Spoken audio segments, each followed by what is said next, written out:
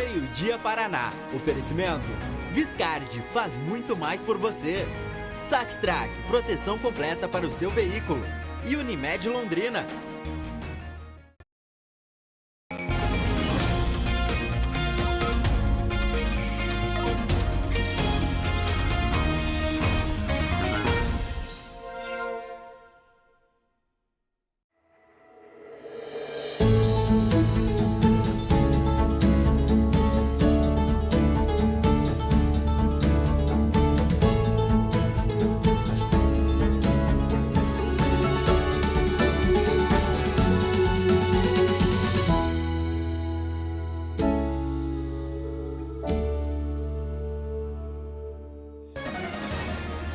Olá, muito bom dia. Quarta-feira de reportagem especial no Meio-Dia Paraná, de Vila Casone na tela da RTC Londrina, nas comemorações dos nossos 60 anos, um dos bairros que ficava do lado de baixo da ferrovia. Antes de ser pavimentada, quando a linha férrea ainda passava por aqui, essa era considerada a divisão de Londrina. Para cima moravam as famílias mais abastadas. Já para baixo da linha, as condições eram diferentes. Tanto que quando as famílias daqui subiam, falavam, vão para a cidade. A mesma que elas tanto contribuíram para desenvolver. É a reportagem especial nesse Meio-Dia Paraná que vai trazer também as investigações do desaparecimento da criança de 2 anos. As buscas já se estendem por mais de 90 horas. Equipes do Sicredi, o setor de crianças desaparecidas da Polícia Civil, estiveram hoje cedo no Corpo de Bombeiros. E os bombeiros estão ampliando a área de buscas. A chuva ela acaba dificultando o trabalho dos cachorros. Por eles trabalharem com rastro de vestígio, de roupa e etc., a chuva ela acaba limpando esses rastros e acaba tornando um pouco mais difícil do cachorro localizar. Não é impossível, mas cada vez maior volume de chuva, a maior é a dificuldade o cachorro em localizar. Todos os dias a nossa equipe está percorrendo o curso d'água a cerca de 10 a 15 quilômetros de extensão. Então, se existir essa possibilidade, a gente vai localizar o Thiago.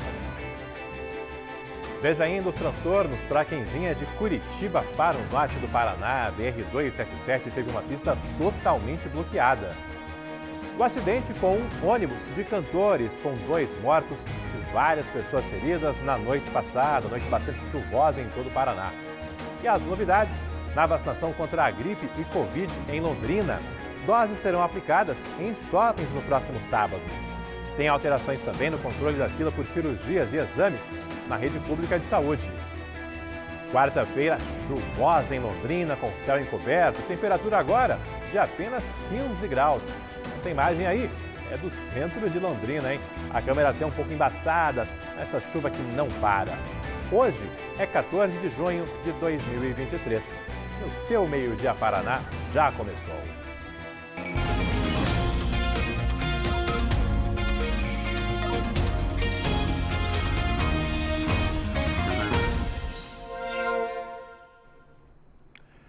Policiais do Sicredi, o setor da Polícia Civil responsável por crianças desaparecidas, estiveram hoje no Corpo de Bombeiros. São as investigações em busca de pistas do paradeiro de Thiago Rocha, de 2 anos. Policiais estiveram por lá, os bombeiros também estão aprimorando as buscas justamente para tentar encontrar pistas do paradeiro dessa criança. Mônica Dal, bom dia para você. Você está aí na sede dos bombeiros, na rua Tietê. Quais as primeiras informações nesse início de Meio-Dia Paraná? Como estão os trabalhos nessa quarta-feira? É isso, Alberto. Muito bom dia a você, bom dia para todos. 5º dia de buscas pelo Thiago Rocha, de apenas 2 anos. A qualquer momento, vocês podem acompanhar os bombeiros, mergulhadores se preparando aqui perto da gente, porque as buscas recomeçam a partir da 1 da tarde. E esse é um trabalho que exige muita união, né? Tanto das forças de segurança quanto das pessoas. Isso porque neste período da tarde, os bombeiros terão o auxílio da Associação Patrulha das Águas, que irá ceder as embarcações para que eles possam fazer uma nova busca que também vai ter 13 quilômetros. Esses profissionais vão percorrer todo ali o Ribeirão e vão seguir até o Tibagi. Mais detalhes a gente vai acompanhar aqui e conversar com o segundo tenente do Corpo de Bombeiros, o Adriano Amaral, que também coordena essas buscas e vai falar para a gente como elas serão agora nesse período da tarde, né, Adriano? Uma boa tarde para você novamente, obrigado por estar aqui conosco no Meio Dia Paraná. A gente está observando aqui o pessoal já se ajeitando para iniciar mais essa busca. Como que vai funcionar esse trabalho no período da tarde? Esse tempo chuvoso, choveu o dia inteiro aqui na nossa cidade, bastante úmido o local. Como será esse trabalho? Boa tarde, Mônica. Nosso trabalho hoje, quinto dia iniciando de busca, a gente já bateu toda a região terrestre já dessa área, de onde foi o ponto zero, né, o sumiço do Tiago. Então hoje a gente vai seguir pelas buscas aquáticas, né, que significa o Ribeirão que tem próximo ali a região do ponto zero. Como você falou, são 13 quilômetros percorrendo que já foram batidos ontem. Hoje a gente vai bater o mesmo percurso. Dentro desses 13 quilômetros tem bastante área de remanso, que a gente chama, que são áreas de descanso de rio com curvas, em que pode ter acontecido, num caso, uma hipótese de afogamento, do corpo ter ficado nessas áreas. Então a nossa equipe ela desembarca nesses locais, faz todo o patrulhamento nessa região. Então é um processo demorado. O apoio da Companhia das Águas é essencial para a gente ter uma embarcação. É um curso d'água muito raso, né? A nossa embarcação é para lagos mais profundos. Então esse apoio também é essencial. E, Adriano, como que a gente pode falar a respeito do tempo, né? A gente está enfrentando aí dias chuvosos, há também o trabalho com os cachorros, isso vai poder ser realizado. E o que esse tempo, dessa forma, atrapalha no trabalho de vocês? Bom, o tempo, independente das condições meteorológicas, a gente vai trabalhar da mesma forma, né? O nosso protocolo mantém, as equipes de busca vão estar atuando independente do tempo que a gente encontrar. É natural que o tempo chuvoso como esse, ele dificulta o trabalho com os cães. Então, a nossa parte de cães que farejam qualquer vestígio da vítima, ele acaba se perdendo ou fica com certeza mais difícil de procurar. Contudo, numa busca aquática, num curso d'água como esse, né, a chuva ela aumenta a energia do rio e pode ser que ela movimente um pouco mais as pedras no fundo desse rio e aflore qualquer superfície, qualquer corpo estranho que esteja nessa água. Por isso, essa busca aquática nesse momento também, ela pode ser favorecida num tempo como esse. Amaral, e os próximos dias, como que vocês estão planejando? Já há aí uma confirmação que essas equipes terão que voltar todos os dias a este local, caso o Tiago não seja encontrado? Bom, a gente vai manter essas buscas pelos próximos 10 dias, né, como nosso protocolo do Corpo de Bombeiros. Isso se a gente não encontrar nenhuma pista, indício, vestígio de qualquer outro local, possibilidade que a gente possa ter de encontrar o Tiago. Com isso, a gente vai bater toda a região, né, independente se não vai ter 1 metro quadrado que a gente não vai ter pelo menos revisto umas 3 ou 4 vezes, onde a gente vai poder promover a sequência das ações do Corpo de Bombeiros. Eu vou continuar aqui com o segundo tenente Amaral, né? Ele nos acompanhando aqui, que o seu Nascimento está mostrando ao vivo, a preparação agora das equipes de mergulho, justamente para sair, né, Alberto? Essas equipes vão seguir para o Parque da Issaco e Queda, na companhia também do pessoal da Patrulha das Águas.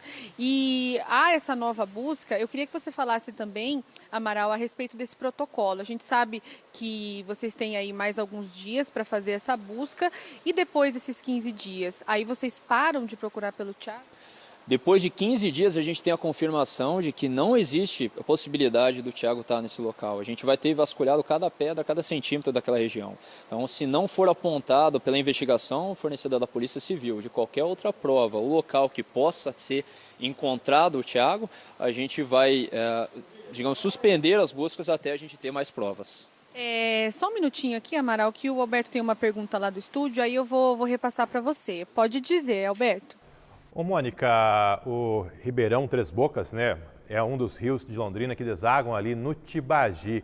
As buscas vão se manter no Três Bocas, podem ser estendidas também para o rio Tibagi, até porque aí seria uma área muito maior. Mas, claro, se a criança eventualmente caiu no rio, pode ter ido parar no próprio Tibagi também já.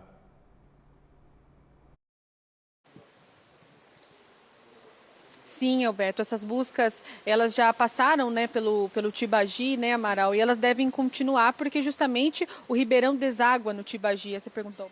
Exatamente, né? Até o Tibagi são 13 quilômetros de deslocamento que eles fazem, já fizeram ontem, vão refazer hoje, vão refazer amanhã, caso a gente não tenha nenhum sucesso hoje, né? Mas Deus abençoe que seja um dia bom para nós a busca, mas a gente vai refazer todo esse percurso de uma embarcação a remo, onde os militares vão passar sobre cada remanso, cada parte desse curso d'água até a região ali do Tibagi.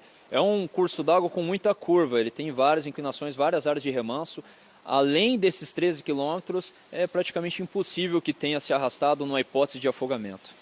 Amaral, a gente agradece a sua participação aqui no Meio Dia Paraná. Vamos acompanhar aqui, continuar acompanhando, né, a preparação também das equipes que vão sair aqui do quartel dos bombeiros e seguir direto para o Parque da Issaco Ikeda. O segundo-tenente já havia comentado aqui conosco antes da nossa entrada ao vivo, que é uma equipe de 4 pessoas que sai daqui, eles chegam até lá, buscam essas embarcações e realizam então o trabalho de superfície, porque como nós comentamos, né, o Ribeirão Três Bocas, ele não é muito fundo, então esse trabalho de mergulho não é realizado. Ainda assim, esses bombeiros descem, né, procuram ali na superfície e utilizam as embarcações. Alberto, só para te falar também a respeito da investigação, né? Hoje de manhã nós ficamos ali na 10ª. A da Mônica é pela internet, acabou travando, mas ela comentava do andamento das investigações e a gente vai voltar a falar daqui a pouco justamente sobre os novos passos das investigações e também de uma visita de policiais do Sicredi ali no quartel do Corpo de Bombeiros para compartilhar informações para tentar avançar com esses trabalhos. Daqui a pouco a gente vai retomar o contato com a Mônica, com as informações ali desse menino desaparecido e também outros assuntos ao longo do Meio Dia Paraná. Agora, 11h58. Foram absolvidos 2 policiais militares julgados ontem pelo Tribunal do Júri em Londrina. Esse júri foi num dos processos que apuram disparos e até mortes na chamada Noite Sangrenta de 2016. Catherine Tanã, bom dia, boa quarta-feira para você. Qual foi o entendimento dos jurados, levando aí a absolvição desses 2 policiais militares? Oi, Alberto, bom dia a todos que estão com a gente aqui no Meio Dia Paraná. Os jurados consideraram os 2 policiais inocentes, acatando ao que falou o Ministério Público e também os advogados dos 2 policiais que apontaram falta de provas nesse processo. Eu lembro que os policiais são os cabos Jefferson José de Oliveira e Leandro da Silva Crepaldi, 2 policiais militares que estavam respondendo a esse processo em liberdade e durante toda essa investigação também se disseram inocentes, sem envolvimento nas tentativas de homicídios das quais estavam sendo acusados pelo Ministério Público desde 2018. Na época, o Ministério Público apontou que os 2 participaram da tentativa de homicídio de 3 homens que estavam na rua, na zona sul de Londrina, no dia 30 de janeiro de 2016. Os jurados que compunham o júri ontem nesse julgamento, que demorou quase 10 horas, ouviram tudo que foi apresentado pelas defesas, também pela acusação e pelos próprios réus e consideraram, portanto, os 2 inocentes depois desse processo que dura desde 2018 na Justiça. Os 2 PMs, portanto, seguem aí em liberdade depois dessa decisão e os advogados deles disseram o seguinte: o advogado do cabo Jefferson informou que ele estava trabalhando quando toda essa situação aconteceu em 2016 em outro local, não poderia estar onde estava sendo apontado como um local de tentativa de homicídio. O advogado do PM Leandro diz que a justiça foi alcançada com esse resultado, que não poderia ter resultado numa decisão mais que digna e íntegra. Importante a gente lembrar que naquela noite, naquela madrugada, 12 pessoas foram mortas e 14 ficaram feridas depois do assassinato do policial militar Cristiano Bottino em janeiro de 2016. Alberto, esse foi a única investigação da Polícia Civil que acabou no Ministério Público e depois na Justiça. A própria Polícia Civil informou que as outras investigações, os outros 16 inquéritos, não continham indícios suficientes para que o Ministério Público levasse os casos para a Justiça. Portanto, os 2 PMs absolvidos neste julgamento de ontem. Volto contigo. Valeu, obrigado, Kathleen. Lá no G1 também tem reportagem atualizando o desdobramento, o desfecho aí do julgamento desses 2 policiais militares. Também no G1 tem a atualização em tempo real da situação das estradas, até porque nas últimas horas motoristas tiveram muitos transtornos vindo de Curitiba para o norte do Paraná. Veículos ficaram presos na BR-277 na noite passada. O motivo? Um caminhão carregado com combustíveis saiu da pista e parte da carga vazou. Veículos que seguiam para a região de Londrina, que vinham para cá, acabaram retidos no congestionamento. Viagens de ônibus sofreram um grande atraso. Na manhã de hoje, a situação começou a ser normalizada, mas ainda com bastante lentidão. Uma equipe do Meio-Dia Paraná, em Curitiba, foi para a BR-277 hoje, logo no começo da manhã. Depois de um dia de trabalho, muita gente passou a noite dentro de um ônibus e não foi para uma viagem. Agora são 6h31, tem gente que está no terminal desde as 7 horas da noite esperando o ônibus. Estamos aqui até agora dentro do ônibus, passamos a noite toda aqui dentro do ônibus. E, enfim, a situação é essa e parece que a fila não anda porque os caminhoneiros não acordam. A BR-277 proporcionou intermináveis horas de mais um dia de caos, desta vez no sentido interior do estado. O motorista precisou ter paciência.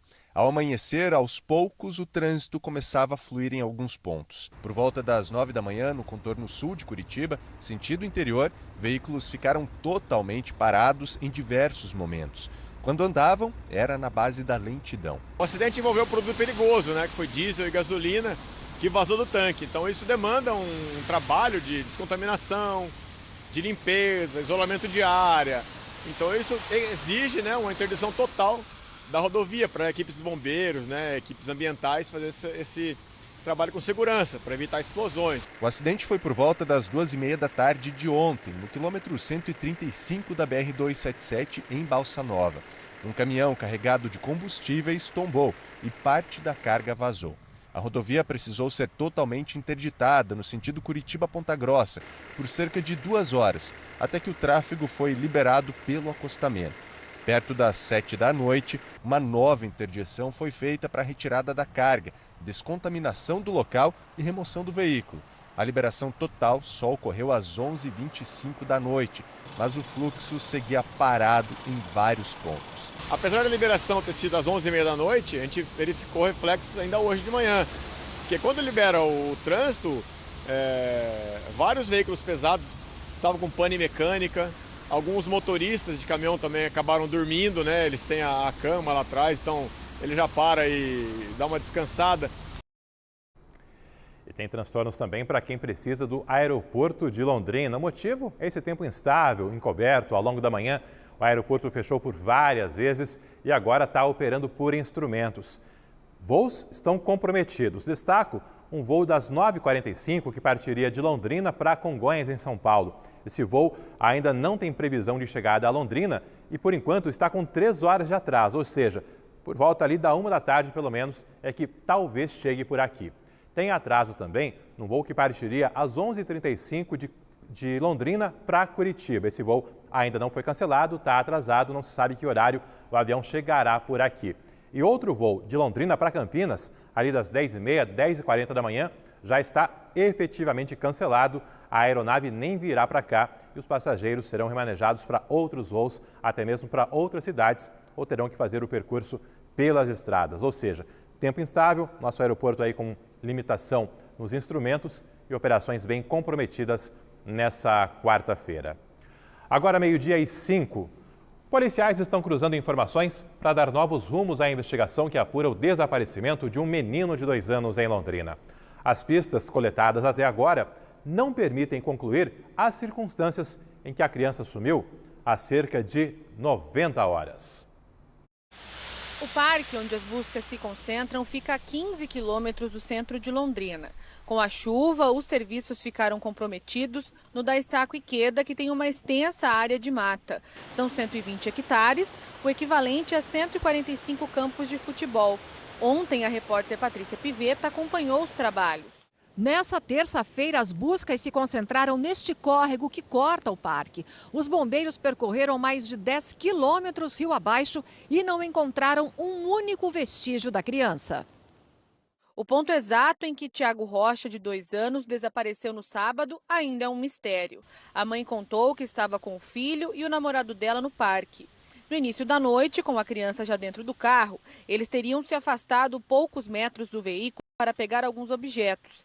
Depois de tudo organizado, entraram no carro e foram embora. Segundo a polícia, só quase 4 quilômetros à frente, o casal percebeu que a criança não estava no veículo. Uma câmera de segurança mostra o carro retornando do parque. Este carro branco que segue para os bairros da Zona Sul. Depois, quando os dois já teriam dado falta da criança, voltam em alta velocidade para o parque. Isso pouco antes das 8 da noite de sábado. O relato deles é bastante similar e são 2 momentos onde a criança poderia ter saído do carro. Um momento onde eles estão arrumando as coisas, inicialmente arrumando as coisas, que eles deixam a criança dentro do carro, eles têm certeza que fecharam a porta do passageiro, ficam na dúvida se fecharam a porta do motorista, esse seria um momento que a criança poderia sair. O irmão confirma que em outra situação essa criança conseguiu já dentro de um carro empurrar a porta e sair do veículo, então ela teria força para isso. E um outro momento seria nesse momento em que ele pega a mangueira, um pouco menos provável porque ele fala que ele abre a porta e já pega a mangueira no chão, a criança poderia ter saído pelo vão atrás do banco do motorista. Um vão bastante pequeno e ele estaria ali presente. A gente acha que esse momento é um pouco mais improvável da criança ter saído do veículo. Uma das suspeitas é de que o menino tenha saído do carro e caído na água, mas outras hipóteses são investigadas. A gente não descarta nenhuma possibilidade, a gente ainda tem esse laudo do veículo para analisar, eventualmente descartar ou confirmar uma possibilidade de, por exemplo, a criança já estar morta no veículo ou não, mas a nossa principal tese realmente é de que foi ali, eventualmente, um descuido dos pais, essa criança saiu do carro e veio a se acidentar ali no rio. Ainda não foram encontradas imagens que permitam identificar até quando o menino esteve dentro do veículo. O carro e celulares do casal foram apreendidos, passaram por perícias e a polícia aguarda os laudos. Quer saber quais os vestígios deixados no veículo e também ligações e mensagens do telefone que possam ajudar nas investigações. Além da mãe, já prestaram depoimento o namorado dela, a mulher que os encontrou e ligou para a polícia, além de outros parentes da criança. Eles estão sendo ouvidos em declaração, não foram indiciados, então não estão como suspeitos. Foi dado a eles o direito de permanecer em silêncio, caso algum questionamento pudesse incriminá-los de qualquer forma, mas eles, a princípio, estão sendo ouvidos em declaração. A polícia também tenta entender a personalidade do menino e o relacionamento dele com a família para compreender até que ponto a própria criança teria tomado a iniciativa de sair sozinha do carro. Indicam que não havia nenhum tipo de conflito, havia um bom relacionamento, disseram que naquele dia o clima estava favorável, inclusive a avó, logo antes deles saírem, ela indica que vai cortar o cabelo, chama a criança para cortar o cabelo também, e a mãe fala que, como ela estaria de folga, ela queria ficar com a criança. Então, ela que pede para ficar a criança. Não há uma indicação de que ela, por exemplo, não gostaria de ficar com aquela criança naquele momento, estaria com algum desentendimento com aquela criança. Não, ela demonstra até um certo afeto querendo ficar com a criança no seu momento de folga. Tanto que ela fica com a criança e vai para o parque com ela. Para moradores da região do parque, o passar das horas aumenta a angústia sobre o paradeiro da criança. Pra gente é uma sensação assim de incapaz, né? Porque a gente mora aqui, a gente sabe o percurso do rio. É desesperador de procurar, de saber, de querer passar e de falar assim, ai meu Deus, dá essa criança, mostra onde está, porque a gente tem filho e é difícil, né? Os moradores aqui da região, tá todo mundo mobilizado, todo mundo desesperado, né? Tá nessa situação de tentar entender e de buscar o que aconteceu e tentar achar esse garotinho, né? Daqui a pouco, o Meio-Dia Paraná volta com mais informações, inclusive com o balanço do Sicredi, que aponta que no Paraná há 26 casos em que as investigações de crianças desaparecidas ficaram inconclusivas, sem que se saiba o paradeiro desses meninos e meninas. Já no Meio-Dia Paraná. 2 pessoas morreram em um acidente ontem à noite no sudoeste do estado. Um carro bateu de frente com o ônibus de uma banda que viajava para gravar um DVD em Santa Catarina. O acidente foi perto das 10 horas da noite de ontem, na PR-280, entre os 2 trevos de acesso à cidade de Clevelândia, aqui na região sudoeste do estado. De acordo com a Polícia Rodoviária Estadual, o carro bateu de frente no ônibus. O carro ficou destruído. Segundo o relatório da Polícia Rodoviária Estadual, a motorista do carro, Eliane Maria Ruschel de Gasperi, de 58 anos, morreu na hora. Ela era moradora de Clevelândia. Na batida, o carro atingiu em cheio o local onde fica o motorista do ônibus. Jalinton Martins, de 35 anos, morreu também na hora. O ônibus saiu da pista, mas não tombou, ficou entre algumas árvores. O ônibus pertence à banda Família Zolini, aqui de Francisco Beltrão, que estava viajando para gravar o primeiro DVD da banda em Santa Catarina no fim de semana. 2 passageiros integrantes da banda tiveram ferimentos leves. Num vídeo postado nas redes sociais da banda, a cantora Tainá falou sobre o acidente. De repente, sumiu tudo na frente, sentimos que o ônibus estava fora da pista, não tombamos, mas o ônibus saiu para fora da rodovia e nisso nós entramos em choque, obviamente, estamos ainda em choque. Deus nos abençoou porque o Jalinton foi muito guerreiro. A forma que ele conduziu o ônibus para fora da pista, Jesus Cristo também estava no controle disso. Os corpos da motorista do carro e também do motorista do ônibus que morreram no acidente foram levados para o IML de Pato Branco. O Meio Dia Paraná dessa quarta-feira vai trazer ainda a reportagem especial dos 60 anos da RPC Londrina, hoje com a história da Vila Casone. E dentro de 1 minuto você vai ver novidades na vacinação contra a gripe e a Covid, com doses aplicadas em shoppings no próximo sábado. Tem também alterações no controle da fila de espera por cirurgias, consultas e exames na rede pública de saúde. E o drama de crianças que desapareceram e jamais foram encontradas. São 26 casos no Paraná. Agora, 12h12.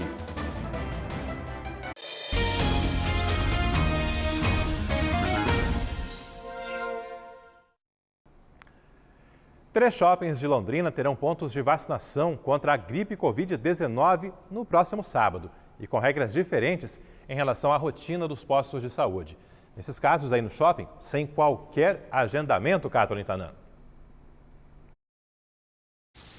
Isso mesmo, Alberto, é a chamada livre demanda. Quem passar por lá, quiser se vacinar, basta apresentar um documento pessoal e consegue fazer isso. É bastante importante que mesmo por livre demanda, quem for ao shopping, aí já sabendo da vacinação, carregue junto a carteirinha de vacinação. É importante principalmente para a imunização contra a Covid-19, para que os profissionais tenham até a informação mais rápida de que maneira está o seu esquema de proteção. Claro que eles vão ter acesso à internet, vão consultar o sistema, mas quem tiver com a carteirinha já agiliza esse procedimento. A expectativa é aplicar pelo menos 1.000 doses em cada um dos 3 shoppings que vão estar com unidades de vacinação. Quais shoppings são esses? A gente conta para vocês aqui, ó.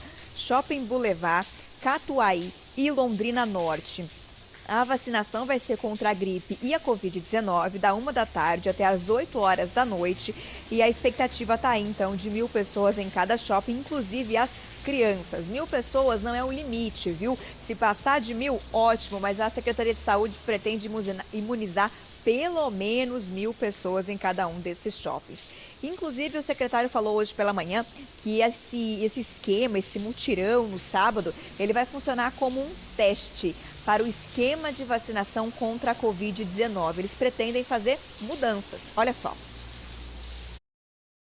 É um teste que a gente vai fazer em relação à livre demanda, né? Que até o momento a gente optou por realizar a vacinação contra a Covid-19 de forma agendada, para organizar todo o processo, em especial durante a pandemia, mas agora estamos analisando fazer essa transição para a vacina por livre demanda como era antes da pandemia. Isso tem os prós e os contras, e essa ação nos shoppings vai fazer justamente que a gente tenha base de análise em relação a tempo de aplicação de vacina, uma vacina um pouco diferente, tem que fazer o registro na hora nos sistemas do Ministério da Saúde, nós fazemos aspiração ali na frente da pessoa, passamos todas as informações e vai servir sim essa ação de sábado como um teste para que a gente avalie se vamos transitar, fazer essa transição, melhor dizendo, para livre demanda nas UBS.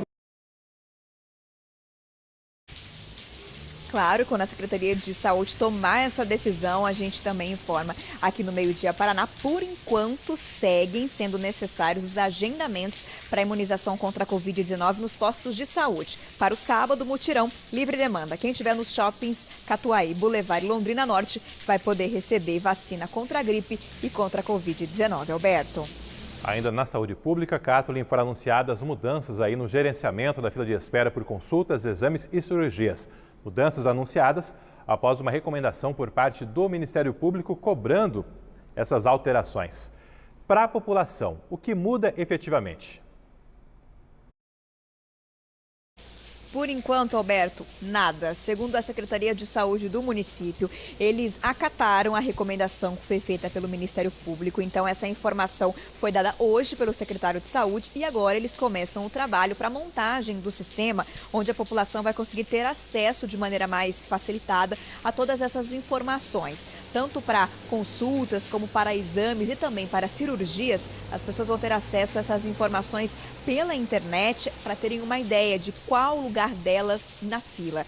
O secretário informou que todos esses dados são disponibilizados hoje nas unidades básicas de saúde para quem quiser ir até as unidades e tirar essa dúvida. Mas a recomendação do Ministério Público foi para que esses dados fossem colocados num sistema para que as pessoas tivessem mais facilidade para acessá-los, até como uma maneira de dar mais transparência a essas filas. Hoje pela manhã, em entrevista, o secretário explicou um pouco mais sobre esse procedimento e também quanto tempo vai demorar para que, de fato, o sistema esteja pronto. O que o Ministério Público solicita é transformar essas informações, esses dados que nós temos de gestão, em uma plataforma pública. E aí nós temos que tomar cuidado em relação às leis de proteção de dados, a dados sensíveis, a informações, para que as pessoas não tenham acesso uma das outras, o que incorreria em uma ilegalidade por parte do município. Argumentamos tecnicamente com a promotoria no curso dessa documentação em relação às filas de espera do Sistema Único de Saúde. As filas não se dão por ordem de entrada, e sim por classificação de risco, por prioridade. Então, há vários critérios técnicos que devem ser respeitados e é justamente nesse momento que as nossas equipes de informática estão preparando o sistema para poder disponibilizar essas informações individualmente a cada paciente. De uma forma ou de outra, nos próximos 40, 50 dias, já vai ter alguma coisa disponível para a população.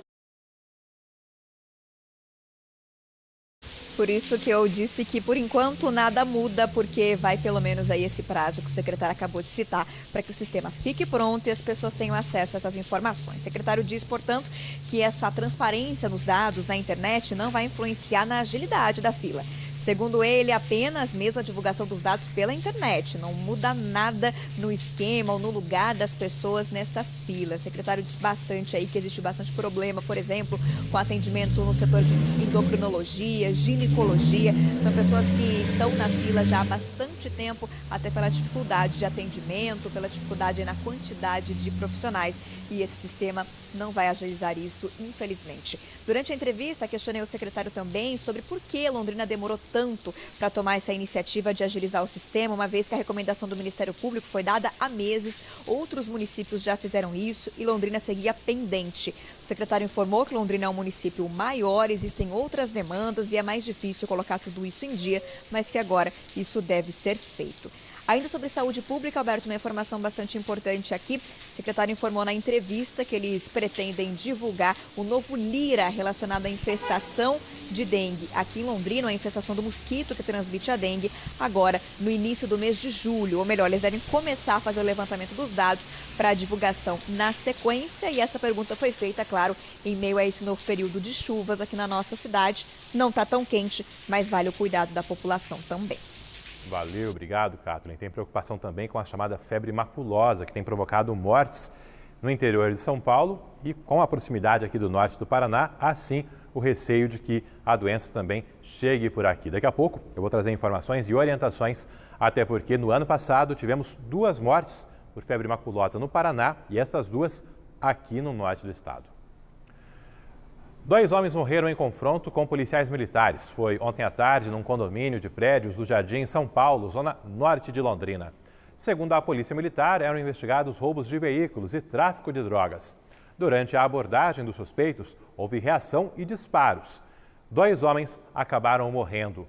Com esses homens foram apreendidas, segundo a PM, 2 pistolas. E também munições, como você acompanha nessas imagens.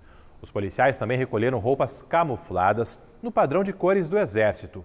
Uma perícia já foi feita no local do confronto e um inquérito foi aberto para investigar essas 2 mortes ontem à tarde na zona norte de Londrina. Tá, então, a roupa camuflada que também foi apreendida. Um dos suspeitos é o vulgo Hilux, Segundo os PMs, ele tem envolvimento com roubos de caminhonetes na cidade de Maringá e, inclusive, estaria trazendo esses veículos aqui para a região de Londrina.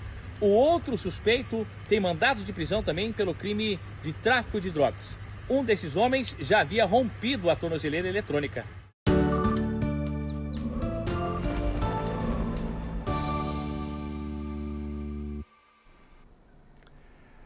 Agora, meio-dia e 22, na sua tela, imagens do começo dessa quarta-feira chuvosa em todo o Paraná. Em Londrina não é diferente, a chuva até ficou mais mansa no comecinho da manhã, depois tivemos novas pancadas ali no meio da manhã dessa quarta-feira e agora no horário de almoço, toda essa instabilidade também continua. Temperatura apenas 15 graus nesse momento em Londrina, toda encoberta aí com essa visibilidade um tanto reduzida. Imagens ao vivo também de Maringá. Por lá está ainda mais frio, 13 graus agora e também com chuva. Com esse tempo instável, tanto os aeroportos de Londrina quanto de Maringá estão operando com várias restrições.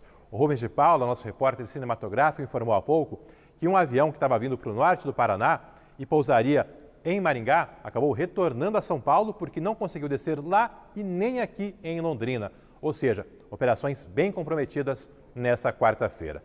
Nessa tela, você confere comigo que chove em todo o estado hoje, em algumas regiões inclusive uma chuva mais intensa, mas não há registros de grandes estragos. Em Londrina, tivemos quedas de árvores hoje pela manhã, mas sem pessoas feridas, é o que se tem de informação até esse momento. As mínimas baixaram um pouco mais se comparado à terça-feira.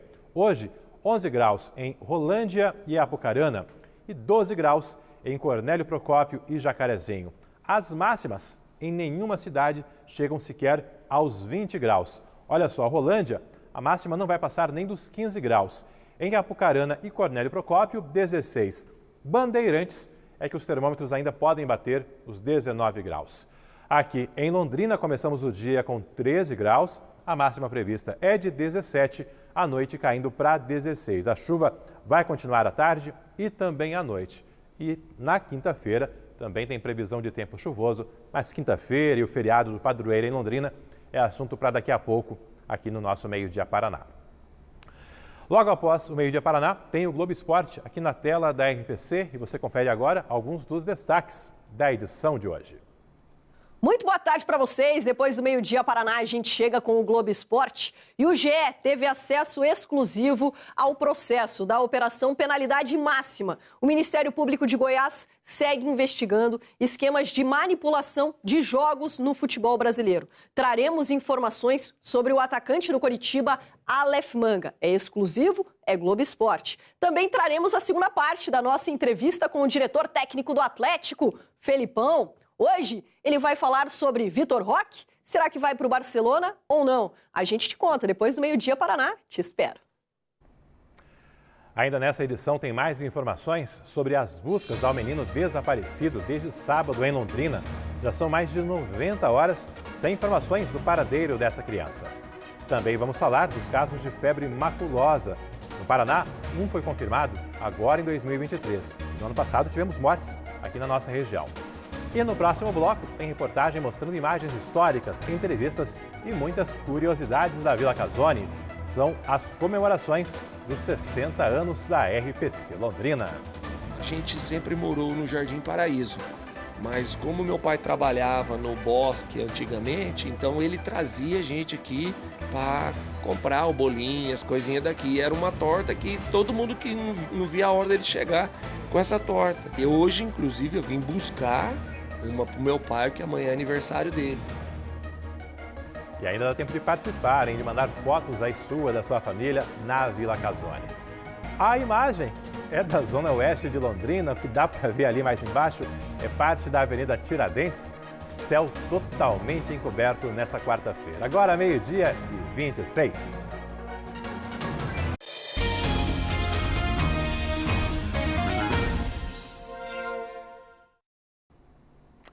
Agora, meio-dia e 29, teve novo depoimento hoje pela manhã na investigação que apura o desaparecimento de um menino de 2 anos em Londrina, do Tiago Rocha. Trabalho que aqui em Londrina está sendo comandado pela Delegacia de Homicídios, em parceria com o Sicredi. setor da Polícia Civil que investiga o desaparecimento de crianças. Mônica Dal, quem foi ouvido, já se sabe o que relatou essa pessoa? Olha, Alberto, acabei de conversar com o delegado João Reis, que é da Delegacia de Homicídios. Ele voltou de férias hoje, está tomando pé dessa investigação que a gente lembra estava com a delegada Lívia Pini. O que ele acabou de nos informar, que essas oitivas vão acontecer durante a tarde, essas pessoas serão ouvidas não aqui na 10ª, onde nós estamos, mas sim na Delegacia de Homicídios. Ele também nos confirmou o seguinte, que acabou de ouvir uma babá do menino Thiago Rocha, de 2 anos.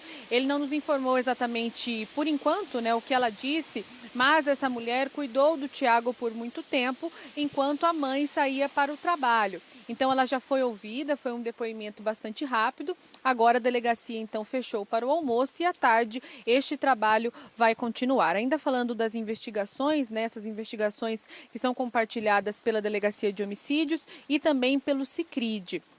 A Polícia Civil nos enviou uma nota informando, né, que a delegada responsável pelo Sicridi, por enquanto, não vai dar entrevistas para não atrapalhar as investigações. Mesmo assim, os investigadores desse setor permanecem aqui em Londrina por tempo indeterminado.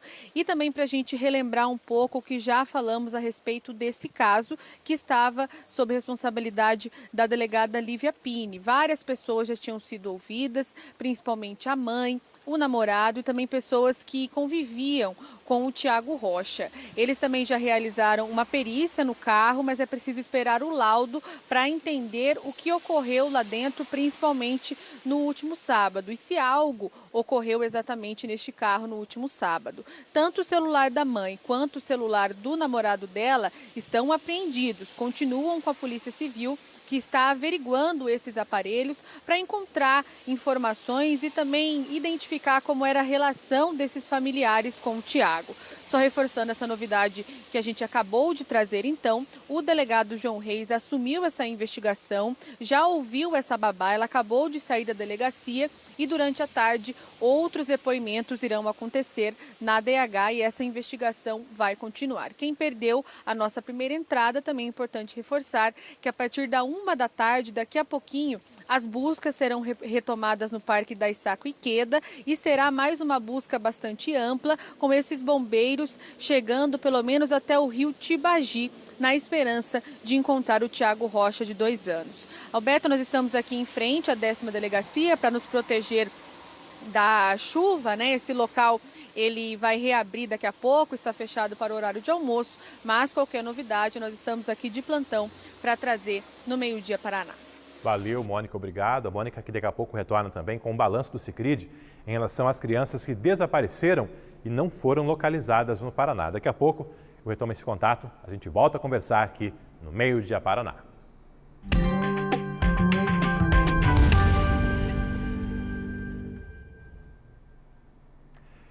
Tem bairros de Londrina que são um convite ao reencontro com o passado. Percorrer as vilas Nova, Casone e até mesmo a Recreio é resgatar as memórias em meio a casas de madeira, às ruas estreitas, onde moram ou viveram tantos pioneiros aqui de Londrina. Kathleen Tanan, afinal são tantas histórias que nem couberam numa só reportagem. Isso mesmo, Alberto. A gente teve que dividir, viu? Vai um pouquinho hoje e um pouquinho amanhã. E hoje a gente vai começar com o primeiro bairro da parte de baixo da linha férrea. E por que da parte de baixo da linha férrea? O pessoal que conhece a Leste-Oeste atualmente, Leste-Oeste não era assim, asfaltada, nem era Leste-Oeste, né? Nome tradicional que a gente deu. Na verdade, ali era a linha férrea que dividia a cidade de Londrina. Quem morava para cima tinha uma condição financeira, para baixo da linha a situação era bastante diferente. E falando nisso, parte de baixo da linha, a gente tem, por exemplo, aqui ó, o VGD. Quem não conhece, estádio Vitorino Gonçalves Dias, representa hoje o nosso Londrina Esporte Clube, inclusive algumas atividades, né, administrativas do clube acontecem aqui e os fundos aqui do VGD está justamente na Avenida Jorge Casoni, uma das principais vias do Jardim, da Vila, melhor dizendo, né? Da Vila Casoni, que começou lá em 1930 e uns quebradinhos. A gente conta tudo na reportagem. Foi uma delícia, já adianto aqui, viu? Foi uma delícia descobrir detalhes da história desse lugar e conversar com pessoas que são apaixonadas por esse bairro. Vamos assistir junto.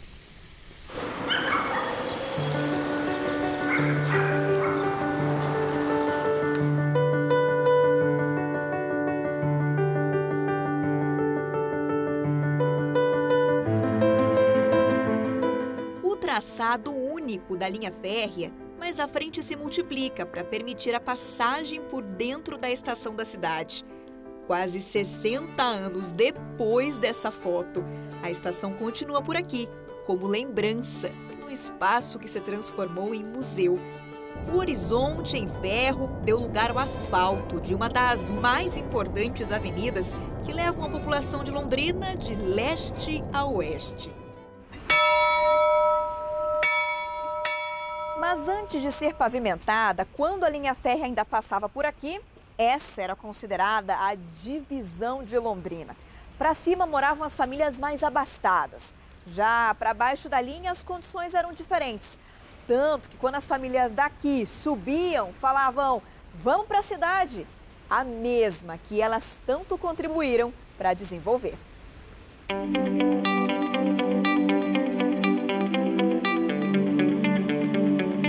Era uma diferenciação, né? E até isso é muito conhecido da expressão, né? As pessoas que moravam para baixo da linha, né? Que era aqui. Então, era assim como se fosse assim, mais pobres, assim, periferia, né? Então, isso, você imagina, nos 60, 70, as diversões, o tipo de pessoas, a forma como as pessoas se divertiam era diferente, né, da cidade, né, que era, então, aquele trecho que hoje a gente tem e chama como centro histórico, né?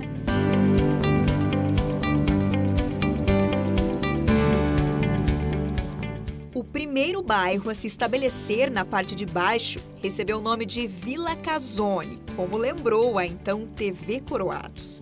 Ela nasceu em 1936, quando o pioneiro Jorge Casoni e o filho dele, Domingos Casoni, compraram terrenos da Companhia de Terras Norte do Paraná e, por motivos financeiros, tiveram que loteá-los. Em 99, numa entrevista a um projeto de conservação da memória do Estado, seu Domingos confirmou que o bairro nasceu de uma necessidade para pagar dívidas. Depois, virou negócio.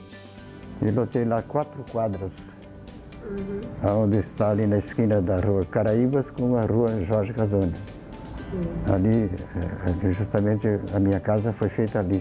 Está lá até hoje a segunda casa no lugar da primeira. E então eu loteei e já comecei a vender os terrenos. Comecei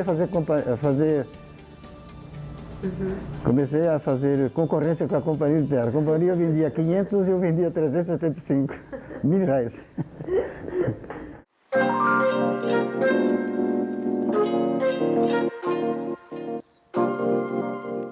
Aqui onde eu estou, isso aqui era do Domingos Casoni, um dos pioneiros.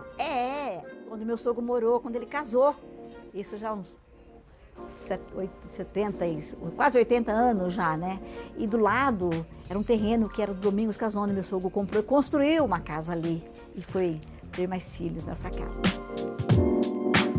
Assim como a família da Valdira, outras levantaram imóveis em alvenaria nos terrenos. Mesmo assim, a arquitetura de madeira ainda é um marco por aqui. A casa da dona Doraci, por exemplo, tem um charme à parte. Eram os alemães que moravam aqui. Os alemães. Eles que fizeram essa casa. Menina, mas quando a gente pinta, que arruma ela, fica linda, hein? Ela é bonita, né? O jeito. Não tem outra aqui em Londrina.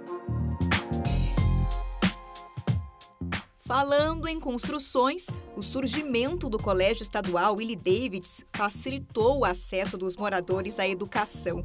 Levantado num terreno doado por Domingos Casoni, o nome homenageou o primeiro prefeito de Londrina. Ao mesmo tempo, caminhava a expansão do comércio. E Uma das portas abertas há bastante tempo ainda se destaca no bairro, a da Padaria Central. A panificadora foi criada pelos meus pais em 1960, portanto nós acabamos de completar 63 anos. No começo, uma vila era bem diferente. Por exemplo, aqui na frente da rua era paralelepípedo, ainda é porque o asfalto saiu em cima do paralelepípedo, e aqui do lado a rua era chão batido.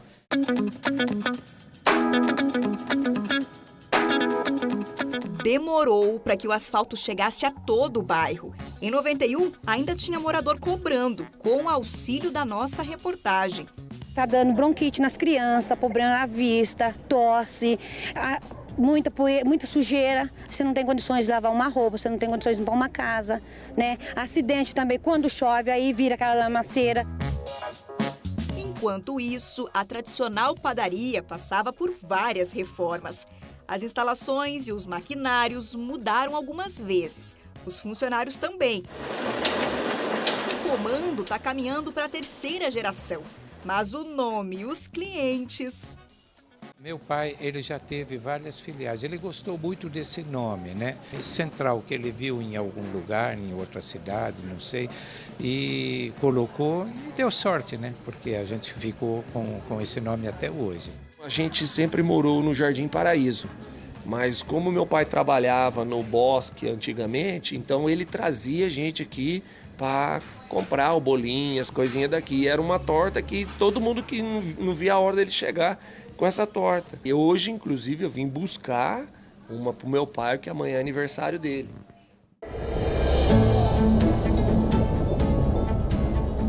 É a história presente na trajetória de cada família que passou por aqui e incluída até hoje na memória de quem circula pela região. O pai de Domingos Casoni representa uma das principais vias do bairro, a Jorge Casoni. Em uma cidade que cresceu, deixando parte do seu patrimônio se perder, a Vila Casoni é um verdadeiro tesouro. É uma vila maravilhosa, uma vila assim que tem tudo a oferecer, central, que precisa conservar essas casas boas, né? Investir. Mostrar a importância do conteúdo da Vila Casoni, que faz parte da região central, né? E para isso tem que divulgar, tem que conversar, tem que os investidores acreditar nesse potencial que a Vila Casoni oferece para Londrina, que é a minha história, né? E meus filhos e a família da minha sogra, que é uma família muito boa, né? Que também meu cunhado, minha cunhada, meus sobrinhos, né? Então é aqui que eu viveria e iria desse mundo também, né? Seria aqui em Londrina.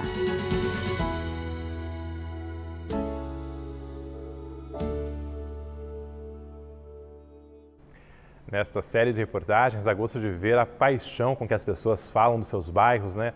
Como as pessoas gostam tanto de morar aqui na nossa cidade. E a Catherine comentava que a Valdira, que apareceu aí nessa reportagem da Vila Casoni, além dessa relação com o bairro, tem também uma relação ainda mais próxima com a nossa RPC, com a nossa eterna TV Coroados. Tem, Alberto, e durante a entrevista, ela por diversas vezes disse o seguinte, que ela fazia questão de dar entrevista para essa reportagem, porque além dela conseguir, né, manter as memórias que ela tem até hoje ali, né, na televisão, se ela esquecer de alguma coisa, ela pode pegar a reportagem, ouvir de novo o que ela contou e se lembrar. Ela também fez parte da história da TV Coroados, quando era mais jovem, foi contratada e trabalhou ali, ó, fazendo o trabalho de datilógrafa, uma função que nem existe hoje mais, né, com o avanço da tecnologia, mas está na carteira dela lá. Foi contratada em 1972, na carteira de trabalho aparece o nome, Rádio, Televisão, Coroados, e ela fala com muito orgulho, porque ela contou pra gente que na época o pai dela dizia que ela tinha que ficar em casa, cuidando da casa, como as irmãs dela, mas ela disse que não queria não. Foi contra a vontade do pai procurar emprego, só depois que conseguiu emprego é que o pai descobriu que ela iria trabalhar fora e ela fica muito feliz contando isso. Olha só o que ela disse na entrevista pra gente. Procurava emprego, mas era em jornal. E eu vi lá, Rádio TV Coroados, datilógrafa. Viu onde? No jornal. E o sonho de todo mundo é trabalhar em TV. Mas eu não pensei em trabalhar em TV, eu pensei em trabalhar. Eu achei que eu chegava lá, preenchia uma ficha e já entrava, mas não. Teve um teste, uma solicitação de emprego na máquina de escrever. Catamilho, tac, tac. Aí tinha o gerente e tinha a secretária dele, que era a Eunice, muito lindo, eu lembro dela até hoje, aquele sorriso lindo que ela tinha. E eu fui secretária dela. Aí eu fiz a cartinha e uma semana depois me chamaram. E eu fiquei feliz. Escrevi a carta, arrumava arquivo. Agora, numa conversa de funcionária com ex-funcionária, como foi a sua experiência na TV Coroados? Foi muita felicidade, foi meu primeiro emprego, meu primeiro passo para realizar um sonho de trabalhar fora. Que lindo, né? Muito legal. Ela conta isso com muita alegria. Diz que ficou pouco tempo na TV porque os pais dela precisavam se mudar para São Paulo. Mas já foi suficiente para ela dar essa entrada no mercado de trabalho e trabalhar no que ela sempre quis, que era trabalhar fora. Então ela conta isso com muito orgulho. E assim, hoje a gente contou a história da Vila Casone, né, Alberto? Aqui para o pessoal que acompanha o Meio Dia Paraná, com detalhes aí muito bons, um tesouro mesmo, que é a história da Vila Casone. Mas amanhã a gente vai continuar essa história e aí o pessoal que acompanha a gente vai ver em detalhes a história das vilas Nova e Recreio. Pessoal também que é apaixonado por esses lugares, detalhes maravilhosos que a gente descobriu, inclusive, e essas entrevistas aí de gente que tem gosto de estar onde está neste momento e quem não está mais consegue relembrar dos momentos que teve nesses bairros. Se você que acompanha o Meio Dia Paraná acabou não assistindo alguma reportagem dessa série dos 60 anos da TV Coroados ou quer reassistir, tem o QR Code aqui na tela para você, aponta a câmera do seu celular, fica bem no cantinho aqui da nossa tela para você poder ir até o local ali do nosso sistema, que tem todas essas reportagens. A Vanessa Navarro já fez algumas reportagens aí do Cincão, do Xangri-Lá, virão outras e claro, você pode rever essa também da Vila Casone e amanhã não dá para perder aqui, Vilas Nova e Recreio. Alberto, nosso agradecimento a todo mundo aí que tem participado dessas reportagens, moradores que têm se disponibilizado a contar suas histórias, enviado fotos. Eles estão, Alberto, mobilizando a família inteira, porque a Valdira, por exemplo, contou pra gente que mandou uma mensagem pro tio, pro cunhado, pro irmão, para todo mundo, para que as pessoas possam ajudar com informações e com imagens pra gente colocar aqui, né, na tela da RPC. São sempre muito bem-vindos, muito obrigado a tantas participações. Os parabéns também a todos os envolvidos, né? São mais do que meras reportagens, são documentos históricos aí, eternizando as histórias, as trajetórias dos bairros da nossa cidade. Obrigado a Catherine Tanan, ao vivo ali, protegida na Marquise do VGD, em meio à chuvarada dessa quarta-feira. Eu tenho aqui foto com participação do Jackson, mostrando justamente a família dele, lá em 1968, na rua Tupiniquins. Segundo ele, a casinha ainda está lá, aquela foto tradicional, né? Meio escadinha ali, todo mundo posando para eternizar esse momento. Antônio, Evani, Toninho, Jackson, Edilson, Newton e Rosângela. Foto aí já com mais de 50 anos na nossa Vila Casone. Amanhã tem mais então, Vilas Nova e Recreio aqui no Meio Dia Paraná. Agora 12h47, depois do intervalo, você vai ver drama de crianças que desapareceram e jamais foram encontradas. São 26 casos no Paraná. E os cuidados com a febre maculosa. Novos casos têm sido registrados em São Paulo. E no ano passado, tivemos mortes aqui no norte do Paraná. Até por isso, uma grande preocupação também na nossa região. Em Londrina, a temperatura segue estacionada na marca dos 15 graus.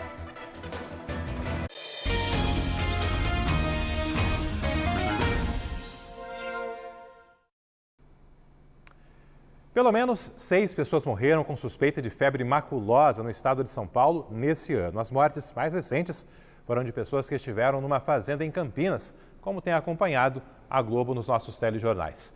A proximidade do estado de São Paulo com o norte do Paraná deixa autoridades de saúde em alerta. Catherine Tanan, as últimas mortes por essa doença no Paraná, inclusive, foram aqui na nossa região. Isso mesmo, Alberto. Foram no ano de 2022, 2 pessoas faleceram em Ribeirão Claro, que é uma cidade, inclusive, que a gente mostra bastante aqui por meio da nossa torre, né, do alto. E ali, 2 pessoas morreram com essa doença no ano passado, cidade que fica bem na divisa do Paraná com São Paulo. Há muito tempo, antes dessas mortes, a gente não tinha registro de mortes por febre maculosa aqui no estado.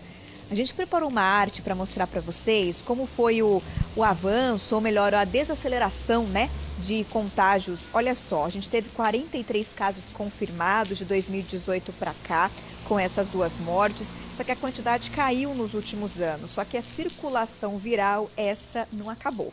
Este ano, o único caso confirmado até agora no Paraná é de uma pessoa de Foz do Iguaçu e mesmo assim o alerta permanece a todos. Só para a gente lembrar o que é essa febre. É uma doença transmitida pelo carrapato, conhecido como carrapato estrela, que é uma espécie encontrada com mais facilidade em locais que ficam próximos a matas e que têm umidade elevada. De acordo com a Secretaria de Saúde do Estado, esse tipo de carrapato também se hospeda em animais como bois, cavalos, capivaras e até os cães. E por meio deles acaba entrando em contato com as pessoas.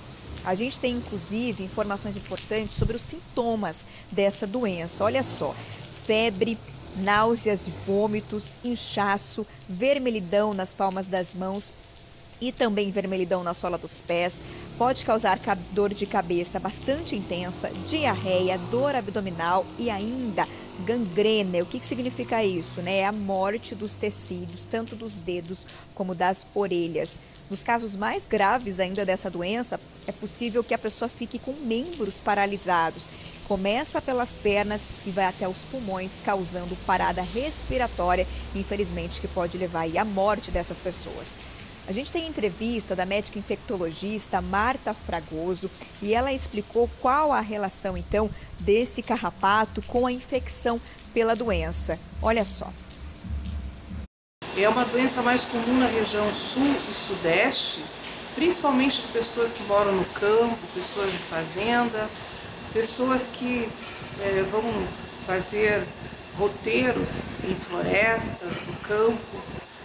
E é uma doença que exige rapidamente a intervenção médica, porque pode se confundir com outros quadros clínicos, como meningite, como dengue. Ocorre normalmente depois de 2 a 7 dias ou até 14 dias da picada do carrapato. As pessoas devem, então, evitar retirar o carrapato com a mão, utilizar pinças, porque além da picada, a retirada com a mão diretamente, sem utilizar a pinça, também pode transmitir. Orientações extremamente importantes que vale a pena a gente se atentar e compartilhar, né? Inclusive, um alerta da Secretaria de Saúde do Estado é que assim que a pessoa tiver qualquer um desses sintomas, que procure rapidamente uma unidade básica de saúde ou alguma instituição de saúde mais próxima que possa verificar do que se trata. Até porque, de acordo com a CESA, a evolução dessa doença ela acontece bastante rápido e é importante o atendimento o quanto antes possível. E importante também que as pessoas aí que forem picadas por carrapato ou que tem aí, imagine, né, que teve contato com esse vetor, que procure alguma unidade de saúde e comunique que isso aconteceu, ainda que não tenha qualquer sintoma. A gente hoje de manhã aproveitou a entrevista que o secretário de Saúde aqui de Londrina estava dando sobre outros assuntos que a gente já tratou aqui no Meio Dia Paraná e perguntamos se aqui na cidade há alguma medida diferente já sendo tomada para evitar que pessoas fiquem doentes por aqui também. Olha só. Até o momento, a nossa equipe de vigilância não nos passou nenhum alerta, não nos fez nenhuma indicação de necessidade de medidas em relação à febre maculosa aqui na cidade. É evidente que toda vez que aparece um novo caso, isso chama atenção de forma nacional, acende as luzes, em especial dos profissionais de vigilância em saúde. Estamos monitorando aqui e, com certeza, se for necessário, medidas e ações rápidas, temos equipe qualificadas para implementar isso aqui no município. No G1 tem mais informações e orientações sobre os cuidados aí em relação à febre maculosa. E aqui nessa tela tem mais imagens ao vivo do aeroporto de Londrina. Você vê que tem um avião por lá. Esse avião ele conseguiu pousar em Londrina com 3 horas de atraso. É um voo que depois vai daqui para Congonhas, aeroporto de Congonhas, em São Paulo. Esse voo chegou, é um avião de grande porte, mas um outro avião que estava vindo de Curitiba para Londrina, da Companhia Azul. Ele chegou a sobrevoar Londrina, mas com esse tempo todo instável, não conseguiu descer. O avião acabou tendo o pouso cancelado e retornou para Curitiba. Por isso, quem iria embarcar nesse voo de Londrina para Curitiba também teve a viagem cancelada nesse comecinho de tarde. Tudo isso, claro, devido a toda essa instabilidade em relação ao tempo instável nessa quarta-feira em todo o Paraná. Aproveitar para trazer também mais informações com outras imagens do tempo. Nesse comecinho de tarde, você vê aí o céu bem carregado para qualquer lugar que se olhe e a temperatura está ali ainda nos 15 graus. A chuva vai continuar ao longo das próximas horas e também na quinta-feira. Olha só, chuva amanhã em todo o Paraná, mas já vai começar a perder intensidade. Aqui na nossa região, as mínimas vão caindo, hein? Amanhã, olha só, podem ser registradas temperaturas marcando o dia mais frio do ano em várias cidades, já amanhã. Mínimas de 8 graus em Rolândia e Apucarana, Jacarezinho e Cornélio Procópio com 9, Bandeirantes com 11 graus. E olha só, Rolândia amanhã não passa de 12 a máxima. Tem também a previsão do tempo indicando o cenário para os próximos dias. Em Londrina, quinta-feira, com mínima de 10, máxima de 14 e com chuva. Já na sexta, a chuva para, o sol volta a aparecer e as temperaturas vão caindo um pouco mais. Em Londrina, no feriado do Padroeiro, sexta-feira, mínima de 9 graus. No sábado, mínima de apenas 8 graus em Londrina. Se confirmados estes 8 graus, o sábado será o dia mais gelado do ano até agora. Vamos ver o que é notícia no Brasil e no mundo com a equipe do Jornal Hoje. Olá, boa tarde. Obrigado sempre pela parceria. Tem uma preocupação nova de saúde pública que vamos explicar para você com todos os cuidados necessários. Instituto Adolfo Lutz em São Paulo confirmou a terceira morte por febre maculosa. Tem mais um caso de óbito sendo investigado. As 4 vítimas participaram de uma festa em uma fazenda em Campinas, interior paulista. A fazenda foi interditada, agentes de saúde investigam o caso e vamos mostrar como se prevenir da bactéria que provoca a febre maculosa. Cidade de Guarulhos, onde fica o Aeroporto Internacional de Cumbica, na Grande São Paulo, é uma das principais portas de entrada de estrangeiros que buscam uma vida nova no Brasil.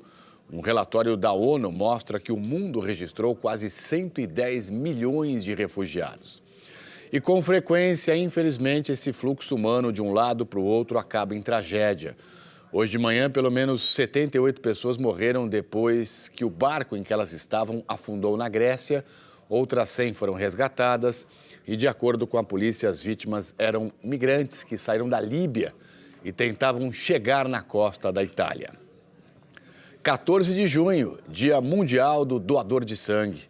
Um gesto que salva muitas vidas, procedimento simples, rápido, seguro, mas ainda é baixo, é insuficiente o número de pessoas que doam sangue no Brasil. Como mudar isso? Espero você no Jornal Hoje. Um abraço, obrigado e até já. A demora por pistas do paradeiro do menino Thiago Rocha aumenta o risco do caso ir parar numa triste estatística de crianças que nunca foram localizadas. Um desses casos está prestes a completar 20 anos agora em 2023. Mônica, o nosso repórter cinematográfico, Alceu Nascimento, que sempre trabalha contigo, inclusive participou comigo dessa cobertura ali na região de Florestópolis.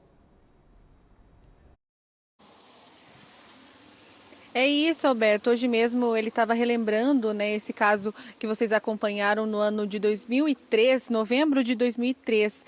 A gente lembra que policiais de várias cidades, inclusive a equipe do Sicredi na época, todas essas pessoas estiveram por lá. A menina Luana, de 8 anos, sumiu após sair de casa com o irmão de 10 anos para ir num sítio vizinho. No caminho, foram abordados por um caminhoneiro. O menino fugiu, mas a menina foi levada e nunca mais foi localizada. Há 3 anos, uma jovem fez exames para saber se seria Luana, mas os testes deram negativo. Luana está na conta do Sicredi, que indica que o Paraná tem 26 casos de crianças desaparecidas sem solução ao longo das últimas décadas. No balanço, apenas de 2022, não há casos sem solução. Desapareceram e foram encontrados depois 101 meninos e 81 meninas. Dessas 182 crianças, 32 com idades de 0 a 4 anos. Do total do estado, 14 casos foram aqui da região da 10ª Subdivisão da Polícia Civil de Londrina. Então, depois de relembrar esse caso da Luana, a gente também atualiza a tarde de buscas pelo menino Thiago Rocha, de 2 anos. As equipes do Corpo de Bombeiros já estão no Parque da Issaco Ikeda para iniciar esse dia inteiro de buscas, que deve seguir aí por 13 quilômetros do Ribeirão Três Bocas até o rio Tibagi. Eles também estão utilizando embarcações e, claro, vai ser um trabalho bastante amplo. Como nós dissemos inicialmente, a babá que cuidou do Thiago por muito tempo foi ouvida agora de manhã pelo delegado João Reis, que deve conversar com a imprensa no período da tarde. Alberto. Valeu, obrigado, Mônica. As atualizações, claro, ao longo da programação e logo mais no Boa Noite Paraná. Dá uma respirada agora para trazer as participações dos nossos telespectadores, muitos deles comentando a reportagem dos 60 anos da RPC Londrina, hoje marcando presença na Vila Casone. Olá, Ideci Marques. Nossa, quantas lembranças boas da minha infância na Vila Casone, estudei no Colégio Willie Davis. Muitas amizades que duram mais de 50 anos. Muito bom ver essas lembranças. Parabéns à RPC pela reportagem. Já Vanderlei Tolome, da Vila Nova. A Vila Casone também a Vila Nova fazem parte da bela história de Londrina. Parabéns à RPC, TV Coroados, pelos 60 anos. Na sequência, a Roseli. Nós morávamos na Vila Recreio e comprávamos bolo de aniversário na Padaria Central. Vila Recreio que amanhã vai marcar presença no Meio-Dia Paraná. A Deolinda mora em Londrina desde dezembro de 51 e a Vila Casone já era muito linda. Conhecia o professor Vitorino Gonçalves Dias, que dirigia a fanfarra do Colégio Estadual de Londrina, hoje Colégio Vicente Rijo. Mais abaixo, Milton Pereira. Hoje resido na Zona Norte, mas nasci e me criei na Vila Casone, na rua Caiapós, onde reside a minha irmã até hoje. Uma reportagem que me trouxe lembranças muito felizes. E por fim, essa foto enviada pela Jaqueline Sanches, mostrando os avós Carmen e Santiago, que moraram muito tempo na Vila Casone. Essa sorveteira fez muito sucesso por lá nos anos 90. Amanhã tem mais Meio-Dia Paraná, tem mais história. Tá chegando o Globo Esporte. Um abraço. Tchau, tchau.